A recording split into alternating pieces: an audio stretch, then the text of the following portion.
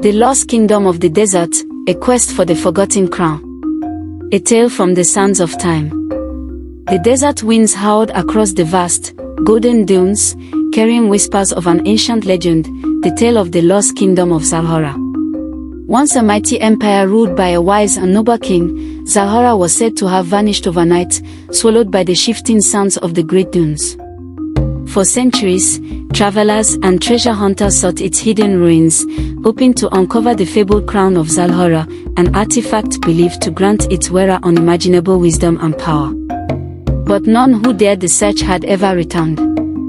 In a small oasis town on the edge of the Great Dunes, a young scholar named Malik sat under the flickering lantern light, poring over an ancient manuscript.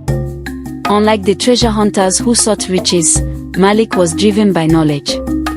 His grandfather, a famed historian, had devoted his life to finding Zalhara but had disappeared without a trace. Now, Malik had uncovered something astonishing, a hidden clue within the old parchment. The kingdom was lost, not to time, but to those who forgot to listen, he read aloud. The words puzzled him. How could a kingdom be lost because of forgetfulness? Determined to solve the mystery, Malik set out into the desert with only his camel, a water flask, and the worn pages of the manuscript. The desert was ruthless. The sun blazed like a molten coin in the sky, and the dunes shifted with every gust of wind, as if trying to erase his path. For 3 days and nights, Malik followed the directions hidden in the text, using the stars to guide him. On the 4th morning, he encountered a stranger, a mysterious old woman draped in robes as white as the desert moon. "You seek what is lost," she said, her voice as dry as the wind. "But the kingdom does not wish to be found." Malik was startled. "How do you know my quest?" "The desert knows all," she replied. "And only those who remember will see what is hidden." Before he could ask more, she handed him a small vial of sand. "This will show you the way, but only if you listen." Then, like a mirage, she vanished into the dunes. Malik studied the vial. It looked like ordinary sand, but as he turned it in his hands, he heard faint whispers, a chorus of voices speaking in an ancient tongue. He closed his eyes and listened. The voices were telling a story. The crown was never stolen, nor was the kingdom destroyed. It sleeps beneath the sand, waiting for the one who truly seeks to understand. With newfound determination, Malik pressed on. That night, as he camped under the stars, he let the whispers guide him.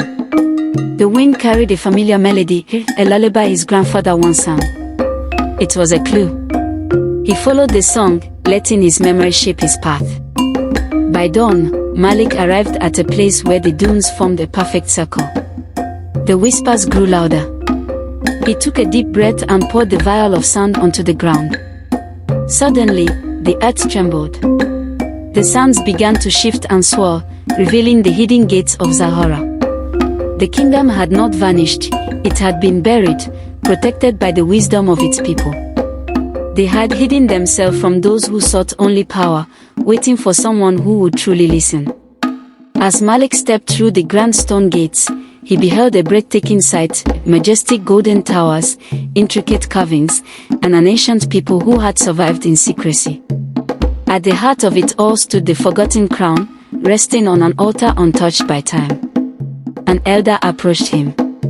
"You have done what others could not.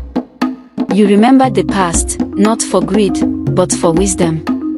The crown is not meant to rule, it is meant to guide." Malik understood. The power of Zalhara was not in gold or conquest, but in the knowledge it preserved.